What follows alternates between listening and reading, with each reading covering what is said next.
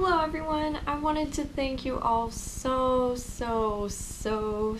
much for 1,000 subscribers. I cannot believe that this happened. I know, as I've said before, it may not seem like much compared to like those big hot shots out there on YouTube, but still, it means a lot to me. If I was sitting in a room talking to 1,000 people, giving them language advice, that would be amazing. Like, it's a dream come true. So thank you so much, every single one of you. I am so thankful that you hit that subscribe button and that you watch my videos and think that my advice is helpful and stuff. I mean, I'm trying my best to help the language community, and I'm glad that, I was worthy of that for you.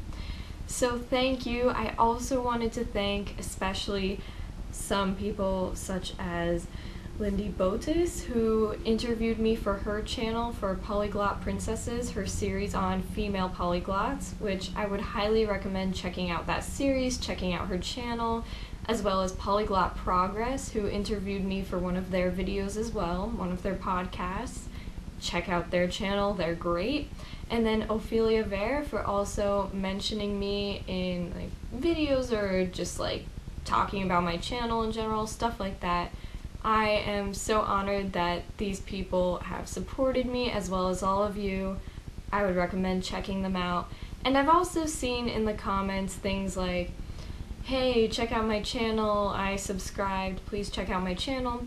Now, I've been not as good about this recently because I've been super busy with school and everything, but normally when I check my emails, which I was very good about being on top of, I would check each and every one to see who subscribed and see, does it seem like they're active on YouTube, making videos and such, and if so, sometimes I'd even check them out, So you don't always have to say that. I mean, hey, you're welcome to say whatever you want, this is YouTube, but sometimes I do check you out without you even knowing, so there you go. But I did ask you guys to send in my questions, or send in your questions to me, and here are my answers for your questions. So, the first one was actually a repeated question. A couple of people had asked this, and this came from Twitter, also YouTube, and it was, I don't know if you've already said it, but when did you start learning languages and why? And I had another one very similar to that as well on YouTube, also asking when I decided to, or why I decided to start learning languages and chose to be a linguist, if I'm understanding that correctly. So, I did talk about this a little bit in my interview with Lindy Botis, but basically, I grew up in a home where my mom's first language was Spanish, but she didn't teach me Spanish growing up. But because of her love for languages and stuff, growing up hearing Spanish TV, learning a little bit, I was always interested in the idea of knowing another language because I thought that it's so cool to connect with other people. I love meeting people. I am an introvert, but it's so cool to meet people from all over the world and hear their story, how they got to where they are now, hear about their lives, hear about their hopes and dreams and everything, and knowing more languages allows me to do that with more people who I may not have had the chance to do that if I didn't know their language. So that's why I learned languages. Now, the reason I started was because, like I said, I wanted to be able to speak Spanish since I grew up, hearing some, but not really being able to speak it. But also, I got into anime as a kid. I wanted to learn Japanese for that reason, go figure. There were other languages I was interested in as well. I think Chinese was one of them. Anytime I learned about another culture, I was immediately interested in the language aspect, especially, because there's nothing like being able to talk to people, and I'm a talker. So I took Spanish in 8th grade, and the rest is history with the rest of my languages, and you could hear about those stories just throughout this channel and stuff. Now, as for being a linguist, because that is different from, learning multiple languages, that's more like studying the mechanics behind languages. That came in college when I was studying my Spanish major. Half of the major is linguistics, half is literature. So I took linguistics courses and I really enjoyed them. I love phonetics. I love being able to learn how to pronounce words properly so that I can try to do that myself. But that's where that came in. So, next question. I have YouTube pulled up right here.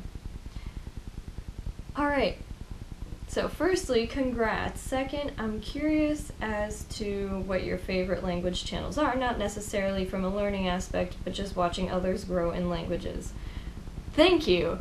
And also, that was a hard one for me. A lot of these questions really made me think because I don't really think about the daily things that I do, especially if I haven't done them in a while. Like, I've been very, very bad because I've been super busy with this degree, this graduate degree, and there will be more on that later, but channels that I would watch for growth in language. I guess for me, and I know a lot of people have strong feelings about Benny Lewis, but I used to love watching his videos in his 3-month progression of learning a language because it was so cool to see where he started, which was usually from 0 or close to it, and then where he would end up in 3 months. Now, you can debate all you want on whether it's intermediate or fluent or whatever. I mean, he'll declare things himself about I failed this challenge or I didn't, but I really enjoyed watching that to see how he progressed during those months. And for me, I found it very motivating because I thought, well, whether he's fluent or not, he's able to have a genuine conversation with someone beyond how much does this cost. And for me, I was like, well, if he could do it, so can everyone else, right? So for me, that was one I really liked watching. I can't really think of others off the top of my head. They were a lot of the huge polyglots out there because this was when I started getting into language learning as far as YouTube goes and watching people. So of course it was like Richard Simcott, Tim Donor, a bunch of them. So those were the ones I would watch. Now I watch channels like Polyglot Progress, Lindy Botis, Ophelia Vare. I love seeing people start from scratch and just work their way up. It's really inspiring. So those are some of them. If I have more, I will list them somewhere. Can't think about it off the top of my head, but I did try to put a lot of thought into that. And yeah, that's what really interests me. And then third, what are some channels you watch that are not language related? So one that I'm a big fan of is Bub's Beauty. I'm not huge into makeup. I don't wear a lot of makeup, but I always liked watching her channel because if I needed a tutorial, if I needed a hair tutorial for some kind of special event, I would go to her channel because I really liked her style. But on top of that, she is such a genuine person. She's lovely. She's one of the only people that I see on YouTube that has a genuine community of people who are nice to each other, are nice to her, not really like, it's not about flamers, it's not about calling attention to yourself. That's what I really like about her, and it feels like she's a big sister to me. I kind of grew up with her in a way, being that I watched her videos from the beginning of high school until present day, seeing her get married, have kids, move around the world, travel, build schools, stuff like that. And her advice was just very touching to me. I really like her videos. I'd highly recommend her. Now, other channels that I watch that are not related to language learning, well, there are certain people who do metal covers of songs, and I really like that. I will list their names in this video. I also need to look through here and see. Also, Gemma Stafford, she does videos on baking, and lately I've been into baking a lot, so I really like her videos. Her recipes aren't too difficult to follow, so I really like that. Damon and Joe, I like them specifically for traveling. I really got into their videos right before I went abroad to see how to book things, basically how to get around and travel in general, how to buy a plane ticket, how to find cheaper tickets, which I'm still learning about. Also, let's see, there's a ton of people I have here. A lot of cultural related channels, both to Japan, South Korea, because I'm really interested in both. I have with Wendy, who does videos on sewing. I really like her channel because I also want to get into that at some point, making my own clothes. So I really like her channel, and also channels that do, I guess, dubbed versions of Korean songs into Spanish and things. So yeah, those are some of the other channels that I'm subscribed to that have nothing to do with languages. Do you have any favorite language learning moment, like an unexpected time when your languages came in handy or something?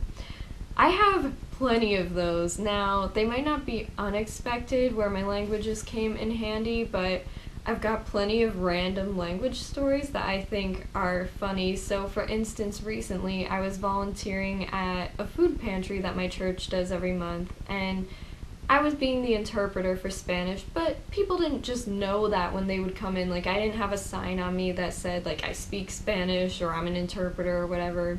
I was just sitting there, and if someone needed help, then I would jump in and speak Spanish. But there was this Puerto Rican couple, and it seemed like they were doing just fine speaking in English, so of course I didn't get myself involved. I just let them do their thing, and they were signing in, and the husband was complaining about not wanting to do certain things, not wanting to fill out forms, and he was doing that in Spanish. Now, of course, I didn't get involved because, you know, that's none of my business. And then the person I was working with started engaging him, like talking to him about whatever, and he seemed to soften up a lot.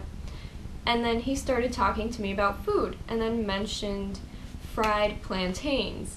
Now, that is a food that is eaten all over Latin America, I guess. I know they have them in Panama, and I know they have them in Puerto Rico. And so when he mentioned them, I'm like, oh yeah, they're good. And he's like, wait, where are you from? And I was like, oh, I'm from the United States, but my family's Panamanian. So then he starts talking to me in Spanish, and he's like, wait, so you knew Spanish this whole time? And I was like, yeah.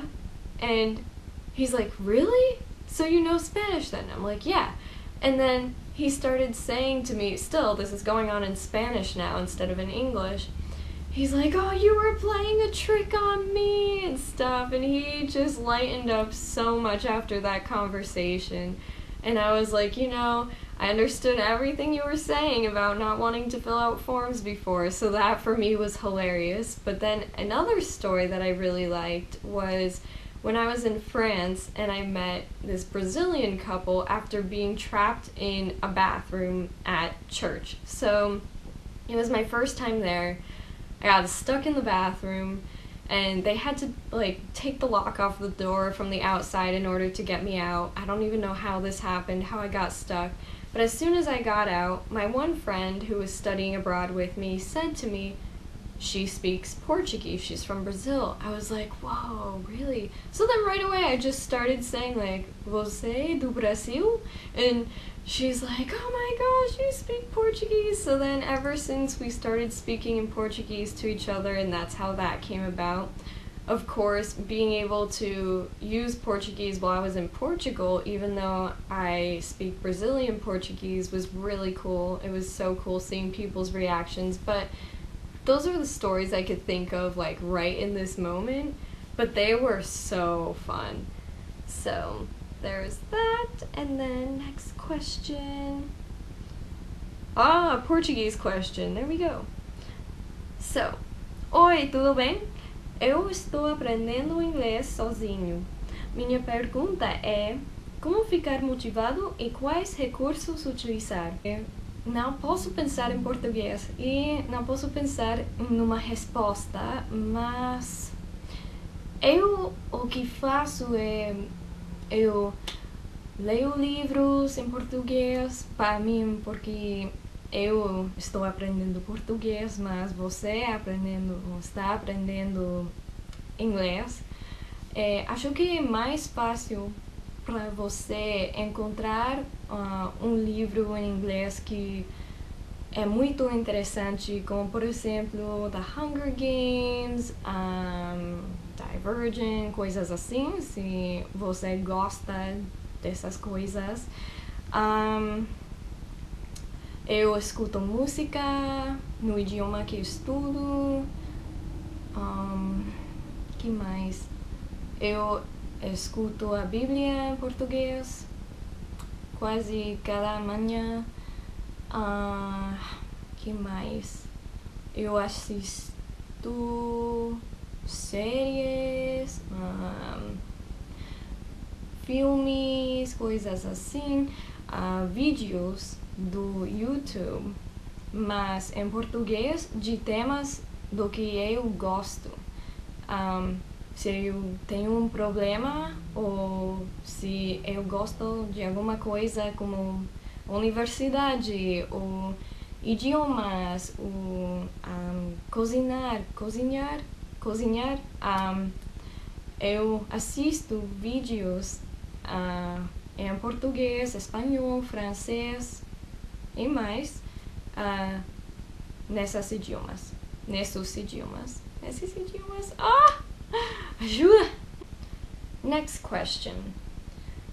Hello, congratulations for your 1,000 subscribers. Thank you. Hopefully you keep raising in YouTube. Thank you so much. I have a question for you. I'd like to know how to study with videos and movies because I have to stop the video constantly to look up every word that makes me tired. Also because the amount of words in each video is overwhelming. Thank you so much. So for me personally, I try to tailor the videos to my level, and that can be hard because if you're trying to stay motivated, you don't always want to watch children's shows or even toddler shows if you're at that level. And I just don't stop it for every word because I found that doing that, whether it's in reading or in watching a video, it makes it time consuming, it makes it not so fun. It makes you feel like you don't know a lot, and of course it makes you tired because you have to stop the video, you have to remember the word, write it down, whatever, look it up, and so on. And if you're doing that all the time, you'll never really get through the show, or it will take you a long time. So for me, I try to find things that, one, are relevant to my life, vocabulary I would probably use and maybe even be familiar with, and then two, find things at my level or just a little bit above it to challenge myself. Even so, I still try to think of words through context and find their meaning that way rather than looking them up. So if your level is intermediate, then I would look at still maybe some cartoons and things, maybe soap operas if you're into that, maybe popular movies and things. Anywhere like intermediate to advanced, that's fine, I would say. But if you're still in the lower intermediate section, I would still watch children's shows because you would be surprised. Like maybe the vocabulary isn't that extensive, but they still talk at a normal speed. The voices are weird, so that makes it hard to understand because they're talking like this for the little kids and everything. So there's that. And of course, if you find that you're at a beginner level, then, probably shows like Pocoyo would be good because they're for kids who are just starting to learn language and everything. Of course, there are also shows that are tailored to language learners, and I know one of those is called Extra, which they have a version of that in English, but they do have it in other languages. So I guess be on the lookout for shows like that in your target language, or just shows that you think would be suitable for your level or just a tiny bit above so that it helps you. But don't look up every single word because you will be tired and you don't want to do that because then you won't be motivated and you won't want to learn. Next question, do you ever struggle with listening? Oh, yes, I do. If so, what do you notice that helps you understand better? On the regular, do you think you use textbooks to study more than apps?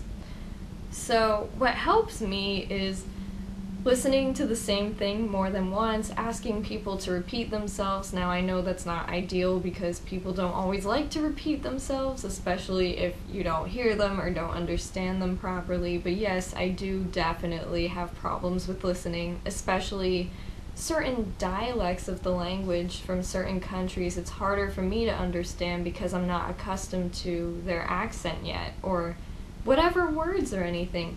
So for that one, I guess I would say it comes with practice. So on YouTube, I know you could slow the speed of videos down. I would recommend doing that if that'll help you at first. But really, it's just about training your ear to get used to it, so expose yourself to as many dialects as possible or as many accents as possible. I guess just try to listen as much as possible, and you get used to it with time, because for me, it's like you go somewhere, you don't really understand what people are saying, but the more time you spend there talking to those people, the more you get used to it. And, you know, sometimes that even happens in English, where I don't understand a certain person very well, and I realize, okay, I need to really focus for now on what they're saying, but then the more time you spend with them, the more you get used to it. And I know that might not be the ideal answer, because you just kind of want to be able to listen and understand, but try to find as many listening practice exercises as possible. Talk to people. That's more fun than doing an exercise, but you will get better with time. And then I think I use apps or textbooks more. So that depends, because usually when I'm starting off learning a language, I learn through textbooks more, because I usually start in the classroom, and that's where I find my grammar rules and stuff. But if I don't use a textbook, I'll usually go on the internet and look up the grammar rules rather than going to an app, because I don't know many apps that actually teach grammar as opposed to vocabulary. So when it comes to learning a language, I guess in the beginning stages I'm more of a textbook person. Even so, I don't find myself to be much of a textbook person. Like, I know people do tours of their room and their language books, and I don't really have many of those other than the ones that I used in school to study. So I would say I'm more of an app person. More of a website and app person, because I use YouTube, I use Netflix, I use apps, of course, to talk to other speakers, to learn vocabulary, to practice sentences, but I also use websites to do that same thing, even to learn grammar and such. So I would say I'm more of a technological person rather than books, but everyone's got their own way of studying, and I guess that's mine unless I'm in class. But even so, if I'm in class using a textbook, I usually use something else from the internet to supplement that. What do you think about the advice, don't translate? Is that correct or not? So, there's debate on that. I would say try not to translate in your head if you're looking to speak. Like, try to practice thinking in the language, and it's not natural at first, but trust me, once you do it enough, just like listening, you get better at it and you learn how to do it. You're able to think, and you'd be surprised how quickly you can do that even when you're just starting to learn a language. Like, it doesn't have to be thinking all the time. It could be you just see something outside, like a car, and you're like, ooh, carro. It doesn't have to be, ve un carro, or aquí viene un carro, something like that. It could be just as simple as a car, or something. It doesn't have to be a full sentence or a conversation or whatever. So start off as soon as possible. Just get your mind thinking of the image and not the word. Because languages, from what I have read, are stored in separate parts of the brain, so you don't have to be mushing them together. And it's actually better for you once you get away from that, once you separate the two languages. However, I have found that at times, depending on the language, depending on the situation, sometimes translating has helped. So for instance, now it doesn't always work, so please take this with a grain of salt, but when I have talked to Spanish speakers learning French, I will say to them, if they're learning about the subjunctive or something, I would say to them, now it doesn't always line up in Spanish and French, and I understand that, so don't always use this as a rule, please, but I tell them for certain aspects, I'm like, well, in Spanish, would you use the subjunctive for this sentence right here? And they'd be like, yeah, I guess that is how I would say that in Spanish. And then I'm like, okay, then just apply that to French. If you would use the subjunctive in Spanish, use it in French. Now, I find that French uses it actually less than Spanish, at least from what I've heard, being in the two countries and everything, but I found that it's used less than in Spanish, or maybe that was just my experience, but still, that has been helpful. Learning conditional phrases, I find that Spanish and English, you can pretty much translate that style literally. So if you say, if I went to the store, then I would have groceries. Same thing, you have your past tense and you have your conditional. Now we don't have like a past subjunctive or anything, but at least you know what tenses to use. Or if I had gone to the store, I would have had groceries. So then you've got your compound past tense with your compound conditional verb. And so those I found, or like, if I study, then I will do well. So then present and future. So I find in that scenario it's good to translate. But otherwise, try to separate your languages, but sometimes it is helpful. However, even in translation, translating literally isn't always good either. So then how many languages do you speak and at what level of fluency in each language? Well, that varies from time to time, but I'd say I speak English, surprise. I speak Spanish, French, Portuguese, and I'm learning Korean and Polish. Now, I can speak them to an extent. I could have a basic conversation in some of them, and then others I am way better at. I have been having so much trouble speaking languages recently, and yeah, that's all a crazy story and stuff about my life, but I would say I'm conversational I'm fluent in English, that's my native language, Spanish, fluent, but French and Portuguese, I would say conversational. I did struggle to answer that one question in Portuguese, however, I did think off the top of my head, I didn't have something written down to prepare, but I haven't been using them as much and I know I'm out of practice, so I would still say I could have a conversation, just that maybe I have to think a little bit more. And then for Polish and Korean, my Korean's better than my Polish. I could say sentences that are more than, hi, how are you? I could tell my friends something about the person next to me if I don't want them to know, but it's still very basic, so I would say lower intermediate maybe. And then I usually ask native speakers to tell me where I'm at and to place me because I don't really know. And then Polish, I would still say, yeah, beginner, because I really only know how to conjugate verbs in the present tense, and my sentences are very basic. I mean, it's more than hi, how are you, but still, I would say, yeah, I'm kind of like beginner. Okay. So, not the last question, no, I'm wrong. Here we go. Me gustaría saber qué es lo que más te gusta de ser latina o de tener una familia latina. Y eso es interesante para mí porque no crecí con español, es que crecí con algunas palabras. Cuando era niña, mi mamá me enseñó algunas cosas como, y no sé si es una palabra como vulgar en otros países, pero como mi mamá es de Panamá, ella dice es una parte del cuerpo y que ella dice fundillo. Así que en inglés quiere decir para las personas que no sepan inglés o no sepan español, but, it's the but. Y ella me enseñó esa palabra porque cuando era niña, sí, no crecí con español, pero pude decir cosas a mis primas o a mi hermana como tú tienes un fundillo grande y azul, porque no tenía el acento.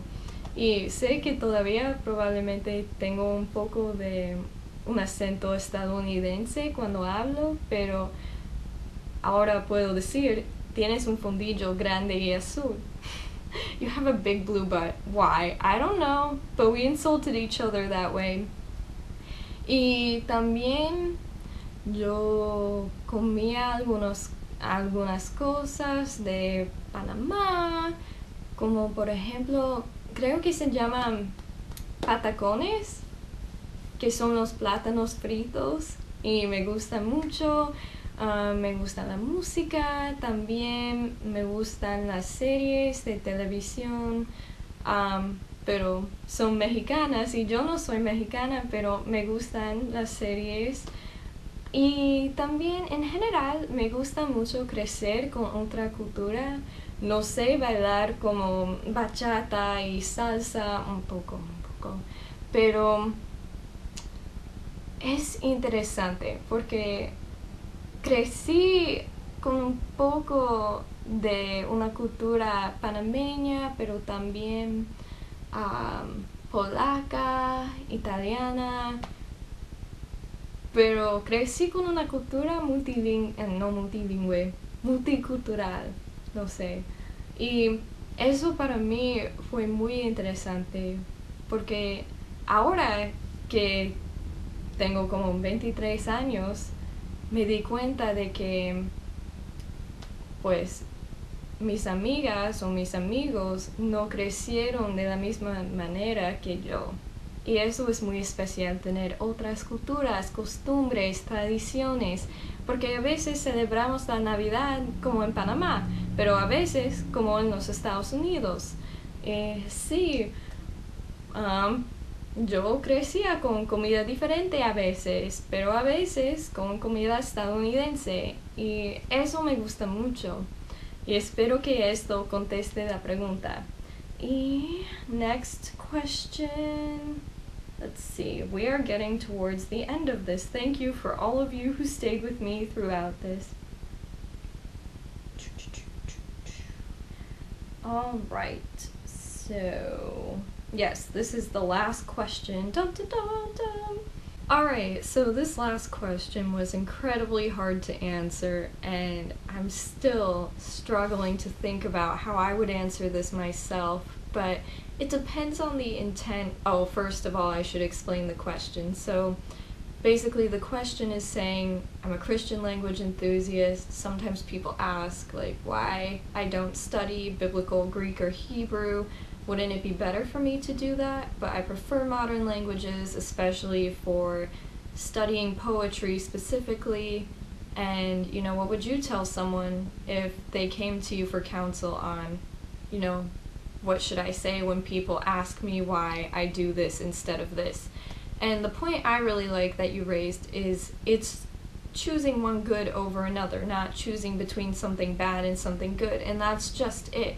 So first of all, it's the intent behind these people asking you that you need to find out. Are they asking because they're just curious, you know, they're innocent, curious, you know, whatever, or is it because they're condemning you for it? Now, if they're condemning you for it, then that's not good. Now, if they're just curious, then I feel like you don't really need an explanation other than to say, well, that's just an interest I have, like you have interests too. And I still think that modern languages can be used to glorify God. Like in my case, I learn languages, as I said way earlier in this video, because I like to connect with people on a deep, genuine, sincere level.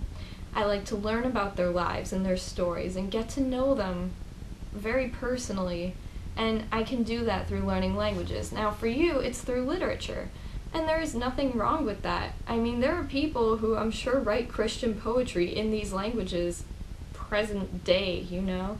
I'm sure you can find something in Italian about Christian poetry. Now, if you're just reading poetry in general, it's great to culture yourself. That's something we don't do enough. And I think that you can connect with people through reading poetry in their native language. So whether you're speaking to an Italian in Italian or in English, you can tell them like, hey, have you read this? Do you know this author? And then maybe they know them if it's a classic, maybe not. But then you have something to talk about. And usually in the beginning stages of getting to know somebody, you can talk to them about their interests and your interests and then make a common connection through that. And for you, it's poetry, and maybe they also love poetry, or maybe they're just familiar with the poem, and then you guys build a relationship, and then more comes later on. But you can still use these languages for good, you know? Whether it's making friends, or culturing yourself and having that help you, or reading other Christian things in that language. maybe it's just an interest in general that you have. Maybe you're glorifying God in other ways in your life. And just tell people, like, there are still ways to glorify God by using modern languages. So that's what I would say. I mean, I've struggled with wanting to study biblical languages as well to read the Bible. But, you know, I also, if I'm being real with myself, I don't know that I would keep up with it. I mean, even studying modern day languages, it's hard to stay motivated. So it really depends on how motivated you are, what your end goal is, you know, what you really want to do, or what you feel like you're being led to do, whatever it is. And I don't know, that's how I would answer someone. And so, yeah, it kind of reminds me of how people will always ask me, well, why don't you become a missionary? Because you know languages. Usually I get that from the Christian people who find out that I study languages. And I mean, I have my answers for that, and people won't always like the answer you give, but at least you're giving a genuine answer, and you're trying your best, and God knows your heart. So that's what I would say, and I hope that that was helpful. And I'm so glad that I was able to answer all these questions for you guys. Thank you for sending them in, and once again, thank you for the support. I hope that, you know, we continue to learn and grow together, whether it's languages or life or whatever. And I'll see you guys next time. If you're new and you got through this whole video, wow, thanks. And please subscribe so that you can see more language content or stories about what you can do with languages and things. And I will see you guys next time.